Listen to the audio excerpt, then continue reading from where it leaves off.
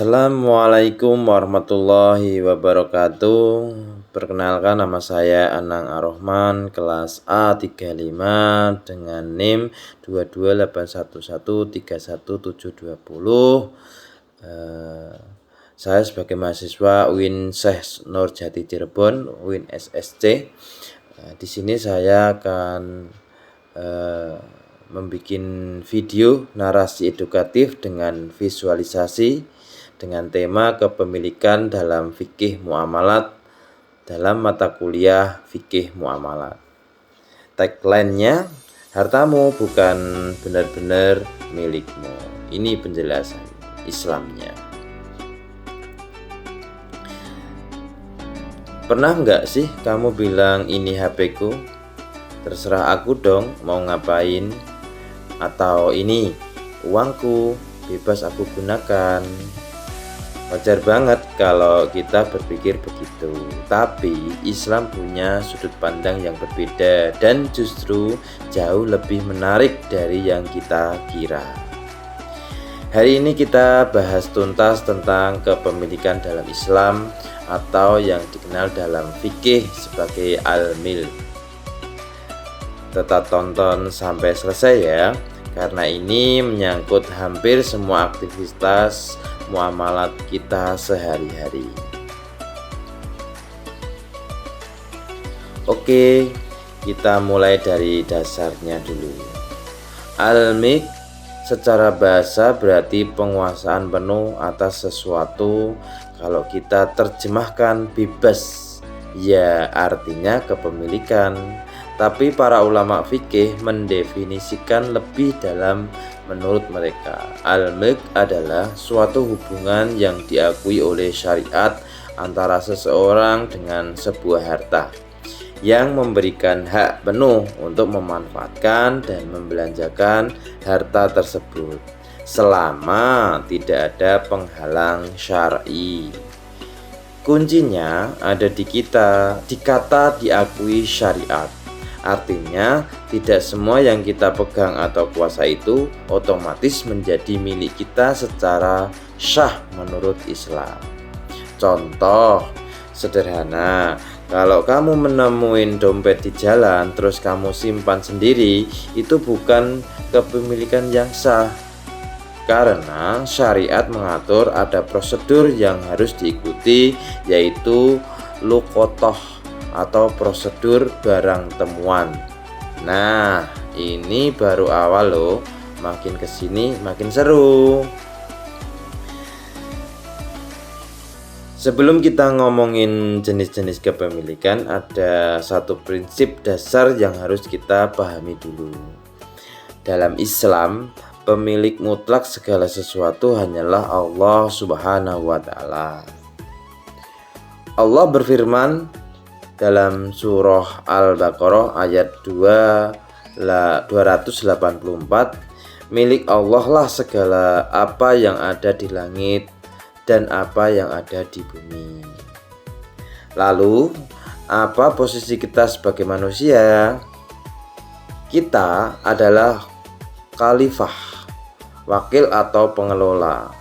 Allah menitipkan harta kepada kita untuk digunakan, tapi tetap dengan aturan sang pemilik sejati. Jadi kepemilikan manusia itu sifatnya nisbi, relatif dan sementara. Kita punya hak tapi juga punya tanggung jawab. Inilah yang membuat konsep kepemilikan dalam Islam berbeda dengan kapitalisme yang menganggap kepemilikan itu mutlak, maupun komunisme yang menolak kepemilikan pribadi. Islam mengambil jalan tengah yang adil dan seimbang. Oke, sekarang kita masuk ke dalam yang ke bagian yang paling penting. Macam-macam kepemilikan dalam fikih. Para ulama membagi al-milk ke dalam 3 jenis utama. Yuk kita bahas satu persatu. Yang pertama, berwarna hijau teal. Pertama, milik al-ain.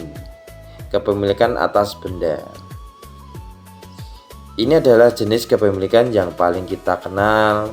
Kamu miliki bendanya itu sendiri secara fisik. Contoh, kamu punya motor, berarti motor itu adalah ain atau zat yang kamu miliki. Otomatis kamu juga berhak menggunakannya, menyewakannya, menjualnya, atau bahkan menghibahkannya.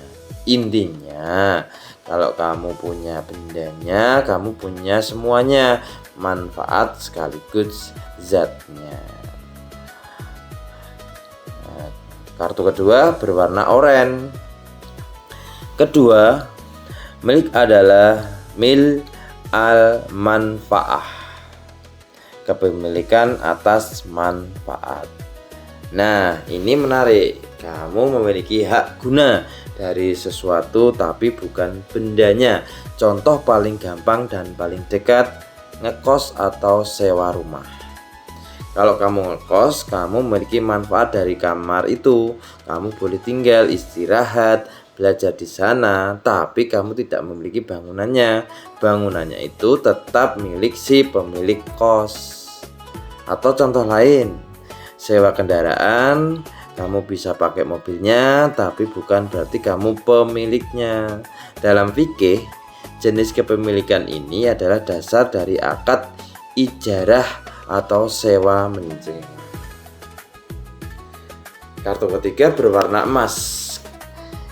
Ketiga, milik al-dain, kepemilikan atas piutang atau tanggungan.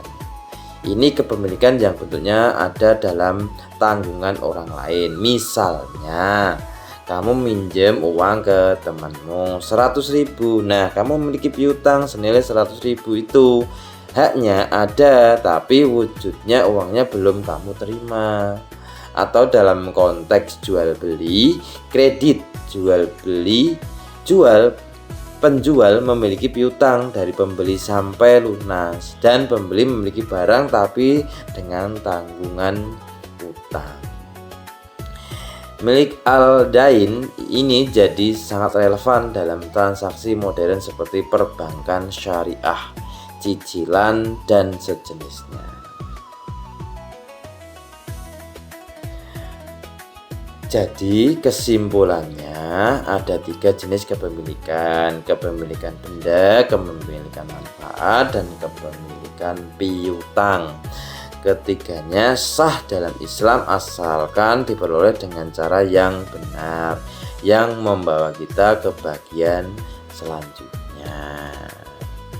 Bagaimana sesuatu bisa menjadi milik kita secara sah menurut syariat Islam?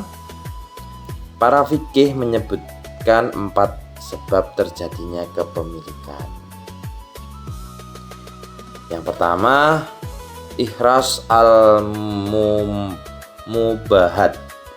yaitu menguasai harta yang bebas yang belum dimiliki siapapun. Contoh klasik, menangkap ikan di laut bebas, memetik buah di hutan yang tidak ada pemiliknya, atau mengambil kayu yang memang tidak dimiliki orang lain. Syariat tentu ada niat untuk memiliki dan tidak melanggar hak orang lain. Syaratnya. Kedua, ukut, yaitu kepemilikan lahir dari akad dan atau perjanjian yang sah. Ini cara yang paling sering kita lakukan sehari-hari, jual beli, hibah, atau pemberian, wasiat, dan sejenisnya. Syaratnya, akadnya harus memenuhi rukun dan syarat yang ditetapkan syariat, bebas dari unsur penipuan, paksaan, dan hal-hal yang diharamkan. Ketiga, khalifiyah, yaitu kepemilikan yang berpindah ke area sebab kematian atau penggantian kerugian. Contoh paling umum yang warisan. Ketika orang tua meninggal, harta mereka berpindah kepada ahli waris sesuai ketentuan faraid. Atau contoh lain, seorang merusakkan barang milik orang lain, maka ia wajib mengganti rugi. Dan kepemilikan ganti rugi itu lahir dari kalafiyah. Keempat, tawalud min al-mamluk, artinya kepemilikan yang lahir atau berkembang dari harta yang sudah dimiliki. Bahasa sederhananya, hasil dari sesuatu yang kamu miliki ya otomatis jadi milikmu juga. Kamu punya kambing beranak, anak kambing itu milikmu. Kamu juga punya tanah, kamu ditanami, hasilnya milikmu. Kamu punya modal, kamu investasikan dengan akad yang syah, keuntungannya menjadi milikmu. Simpel banget kan logikanya, dan ini adil. Nah, sebagai penutup, jadi sahabat semua, sekarang kita sudah tahu kepemilikan dalam Islam bukan sekedar soal ini punyaku dan terserah aku. Kepemilikan dalam Islam adalah sebuah amanah. Kita diberikan hak untuk memiliki, tapi hak itu dapat dengan tanggung jawab. Ada zakat yang harus ditunaikan, ada infak dan sedekah yang dianjurkan, ada larangan memperoleh harta dengan cara yang haram, dan ada kewajiban menggunakan hak untuk kebaikan. Ingat pesan indah ini, setiap harta yang ada di tangan kita akan diminta pertanggungjawaban di hadapan Allah. Dari mana kita peroleh dan untuk apa kita gunakan. Semoga berpemahaman kita tentang al-milk ini bisa menjadi bekal untuk bertransaksi dan bermuamalat dengan lebih berkah. Kalau video ini bermanfaat, yuk share ke teman-teman lainnya, dan jangan lupa like serta follow untuk konten edukatif Islami lainnya.